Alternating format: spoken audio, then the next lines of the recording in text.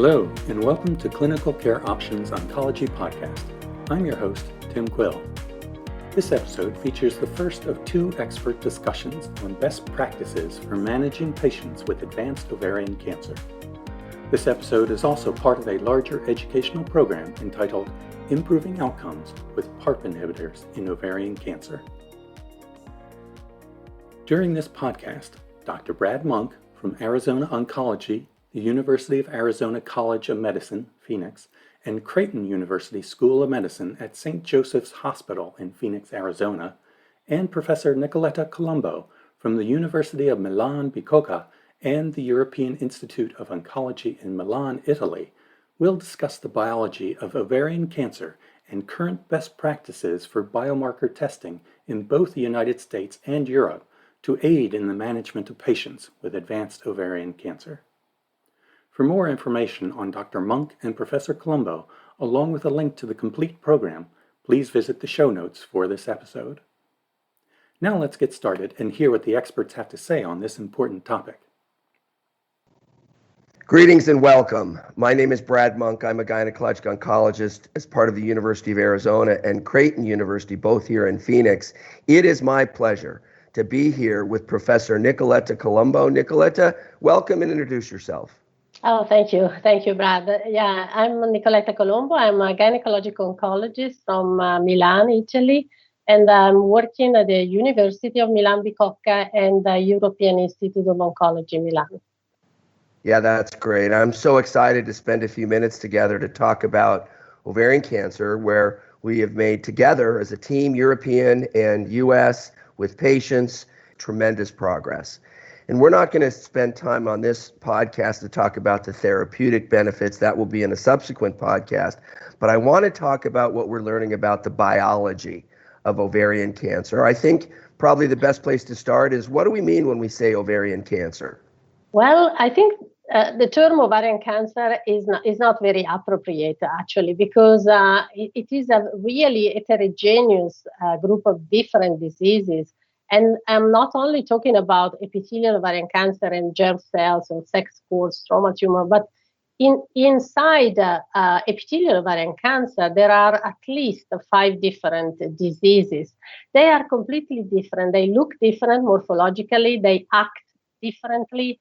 They have different genes. And even though we treat them in the same way so far, but they are completely different. So mainly when we talk about ovarian cancer, epithelial ovarian cancer, we mean high-grade serous ovarian cancer. This is the most frequent among ovarian cancer which are diagnosed at advanced stages and represent about 70% of this population. So the biology of high-grade serous ovarian cancer is so that what we have learned from the TGCA, the Cancer Genome Atlas, is this is a disease mainly of copy number variation and not mutation. So these high-grade serous ovarian cancer have an extensive copy number alteration, some active canonical pathways such as Notch and PI3K, but particularly the main characteristics is an extensive defect in the homologous recombination with mutually exclusivity. So this is, I think, the most important target in high-grade serous ovarian cancer because actionable mutations are very low frequency in this disease, and therefore this huge genomic instability remains the key therapeutic target for these patients. So when we say ovarian cancer, we do not mean the stromal tumors necessarily. We do not mean the germ cell tumors necessarily. We mean epithelial, but what we really mean is high-grade serous. I love it.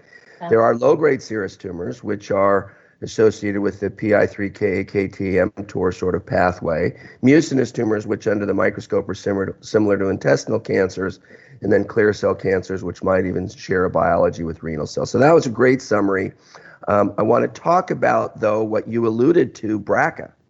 So this genomic instability is sort of integral to this BRCA genotype, a gene that repairs double-stranded DNA breaks. So Tell us why we should test our ovarian cancer patients, and I mean also tubal and peritoneal, why we should test our patients with ovarian cancer for a germline BRCA mutation. Why? Yeah, because this actually right now represent almost the only target that we have for treating this high-grade serous ovarian cancer, and is for sure a BRCA mutation, but overall is homologous recombination deficiency, and this of course may be related not only to BRCA mutation but also to the mutation of other genes which are involved in the pathway.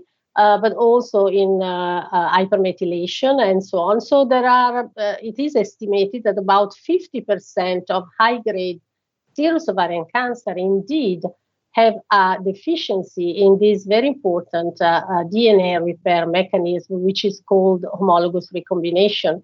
And this is important because it represents an extremely important target for PARP inhibitors, of course.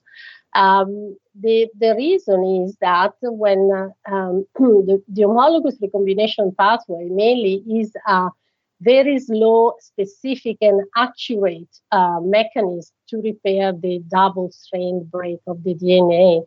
On the other hand, we have another mechanism, which is the non-homologous hand joining mechanism, which is fast, universal, and very error-prone. So the reason why PARP inhibitors were developed is because we realized that it was possible to create this synthetic lethality, which means if we have a cells which has a deficit in the homologous recombination repair, and then we go and block another DNA repair mechanism, which is the PARP mechanism, then the cells will not be able to repair the double-strand break during the replication, and therefore the cells will actually go into apoptosis and will die. So if we have a normal cells with homologous recombination repair mechanism intact, the cells will be able to repair. Otherwise, this will not be possible. And this is the basis of the synthetic lethality and the activity of PARP inhibitors. Yeah, this is the innovation, right? The innovation is that BRCA or BRCA-like genes line up the sister chromatids, the homolog, if you will, and recombine, repair those double-stranded DNA breaks. And if they can't do it, they're deficient. So I love that explanation. They can't repair the double-stranded breaks, and PARP inhibitors create those double-stranded breaks through impeding single-stranded DNA repair. That sort of analysis of the BRCA gene or beyond BRCA genes, what I'm going to call the HRD molecular signature, is a tumor test, right? Because it's a tumor characteristic. What is the sort of the opportunity in Europe? Is HRD tumor testing available in Europe? Is it reimbursed? Is it understood? And then I'll give you sort of the US perspective. Well, unfortunately, the HRD, as you know, there are now two commercial HRD tests. One is the Myriad My Choice, and the other one is the Foundation one. And none of these tests are now actually reimbursed in Europe. So they are not available, basically, because most national health systems do not recognize or reimburse the test. And therefore, patients cannot get the test done unless they pay for it. So this is a very important problem for us. And what we are doing in Europe actually is to try to develop academic HRD tests in order to overcome this problem and in order to be able to offer our patients the HRD testing. Of course, what is available in Europe now and is very well established is the germline testing and also the tumor testing. Tumor testing is actually available in most countries and in most institutes. So the patients may or can be tested since the first diagnosis for BRCA testing, both a germline and tumor testing, but HRD testing is not available in Europe, unfortunately. So on the surface, that sort of sounds complicated. So I think in my country and your country, every patient is recommended to get germline testing, every patient. Now, In my country, we do a panel test for germline. Do you do panel tests or just BRCA tests? We for do. germline? We do in my institute, but it's not everywhere for Okay. sure. Yeah. Okay. So if a patient has germline testing, and every patient should, every patient with tubal, ovarian, peritoneal cancer, especially the serous tumor, should have BRCA germline testing. If they are germline BRCA positive, mutated, then you're done, right? There's no reason to do a tumor test. Is that correct? Okay. So what we know so far is that, of course, yes, there are patients with germline mutation, and then there is a small percentage of patients, probably around 6%, where only the tumor is mutated. So theoretically, if you have a very good tumor testing, then if you start with the tumor testing, you should detect all the mutation, the germline, and also the somatic mutation. And then, of course, you have to go to test the germline. This is for the family and for the prevention inside the family. So this could be a good way to do it, to start from the tumor, to pick up all the mutation, and then just to assess the germline more for prevention action in the family. So this is exactly what I was hoping to get to. So that is not the way we do it here, because we test for a panel. And the typical panel is about 35 genes, and the fidelity, the coverage in the tumor for those 35 hereditary breast and ovarian cancer associated genes is not sufficient. So in my country, we start with the germline testing, and if there's germline BRCA, we stop. I get it, because you don't do a panel in Europe, except at your institution and maybe others. You start with the tumor. I think that's fine. And then when you test the tumor, I want to distinguish that you can test for the genetic mutations, the homologous recombination repair genes, or the effect, the genomic scar. Exactly. And the genomic scar is more sensitive. You said in your introduction that there are some methylation and promoter abnormalities, not just genetic mutations, which predict homologous recombination deficit. Tell us about the non-mutational causes of HRD. Yes. Okay. So as you said, when we talk about HRD testing, we basically know that the gene panels is not good enough to pick up the HRD. And so that's why it's much better to look at the effect on the genome. So to look not at the cause, but at the effect on the genome. And this test, in fact, I mean, the Myriad My Choice look, for instance, at 3 different types of scars, which are the loss of heterozygosity, the telomeric allelic imbalance, and the large-scale state transition. And they develop a score, which usually is 42, but in some trials, 33, the cutoff of 33 was actually adopted. And in this way, you can identify a population which has an homologous recombination deficiency, despite the fact maybe doesn't have any gene alteration on the panel of genes which are involved in the homologous recombination. So this is very important because it is more reliable in terms of predicting than also the results with the use of PARP inhibitors compared to the gene panel. The gene panel has not been really very efficient in this respect. Yeah, so that's, again, very insightful.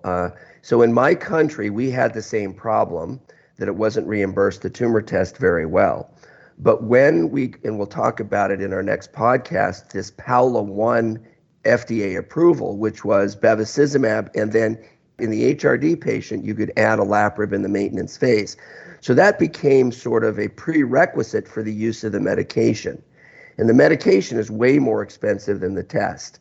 And since only half of the patients have an HRD molecular signature, payers, the government was very motivated to pay for the test because it would eliminate the use of the very ineffective use of PARP inhibitor when it was given with bevacizumab and PAOLA-1. So it'll be interesting to see what sort of the regulatory landscape holds in Europe. Tell us about these 2 trials, that one with bevacizumab and then PRIMA. with niraparib alone in all comers, but also there's more benefit in the HRD subset. Tell us about when these two trials may be available in the EU as a approved and perhaps even reimbursed opportunity. Well, I think this will come quite soon, probably, hopefully, before the end of the year. I think the expectations are in this way. So, as you know, actually, the PRIMA study designed, first of all, in a high-risk population, and there was a hierarchical statistical design, so that first they tested the benefit in the HR deficient population, and then in the overall population. And actually, the trial demonstrated that, of course, the benefit is more prominent in the HRD population, but it is also present in the overall population. So I think with this kind of data, we may expect an approval for the overall population, actually.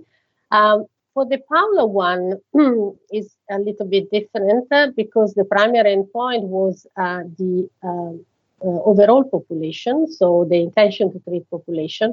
And they also demonstrated an advantage for the addition of olaparib to bevacizumab as a maintenance after frontline treatment. So the overall population got a benefit with a hazard ratio of 0.59, which was very important.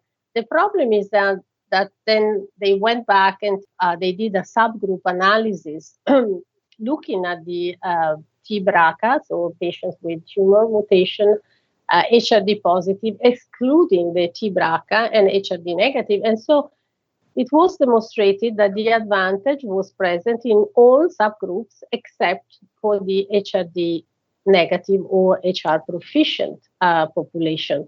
So I think this led the FDA to approve this combination only for the HRD population, for the HR positive or HRD population. I don't know what's going to happen in Europe because the authority in Europe, EMA, usually does not approve drug with companion diagnostics, and particularly if they are commercial companion diagnostics. But anyhow, they may approve this combination anyhow in the HRD population without defining probably the test, the precise test or the companion diagnostic for this approval. And so that will lead, I think, everyone in Europe to try to set up an HRD test. Right. If they cannot use the commercially available test, of course, this will mean that, in a lot of countries and institutions, we have to find reliable HRD tests for our patients. I would be remiss if I didn't mention that the other reason that we test for germline BRCA mutations is for the family. Yeah. That if you identify a carrier that doesn't have ovarian cancer yet, 40% chance in a BRCA1 mutated patient, we offer them risk-reducing surgery, which is a salpingo oophorectomy. We tell the pathologist to serially section the specimen to focus on the fimbriated end, because many of these are fallopian tube cancers, and to send washings at the same time. This has been a wonderful conversation. Thank you for your attention. Thank you, Nicoletta, and so long for now. Thank you very much. Thank you very much, Dr. Monk and Professor Colombo, for that excellent discussion. And thanks to you, the listeners, for joining us. Join us again in the next episode for a discussion on first-line treatment approaches for patients with newly diagnosed advanced ovarian cancer. As a reminder, to view the full program, Improving Outcomes with PARP Inhibitors in Ovarian Cancer, and to download the slide set associated with this discussion from the Clinical Care Options website, please click on the link in the show notes. As always, thanks for listening.